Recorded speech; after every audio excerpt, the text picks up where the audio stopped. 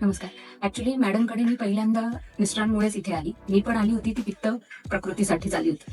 म्हणजे पहिल्यांदा खरा विश्वास हा माझा पित्त प्रकृती अगोदर आपण बघूया कसं होतं, काय होतं आणि त्यानंतर बाकी जर वाटलं आपल्याला, अनुभव आला तर पुढे जाऊया. या पद्धतीने मी खरं पहिल्यांदा आली होती. पित्त प्रकृतीसाठी जे औषधोपचार आणि जे काही मला दिले गेले त्याच्याने माझा अत्यंत विचार पूर्णपणे आयुर्वेदाविषयी सुद्धा माझा विचार बदलला. आणि मग त्यानंतर मला जे जे मूळ त्रास होते, म्हणजे अगदी एन्झायटी लेवल वाढणं किंवा बाकी मानसिक त्रास वगैरे सुद्धा, त्याच्यावर सुद्धा अतिशय उत्तम उपचार मला इथे मिळत गेले आहेत. त्या व्यतिरिक्त मी मध्ये एकदा स्किन डिसीज मधनं सुद्धा गेली. तो स्किन डिसीजचा जो त्रास होता तो ऑलोपॅथीमध्ये बिलकुल नीट कव्हर होत नव्हता, तर तो सुद्धा माझा इथे प्रॉब्लेम मुळापासून सॉल्व्ह झालेला आहे.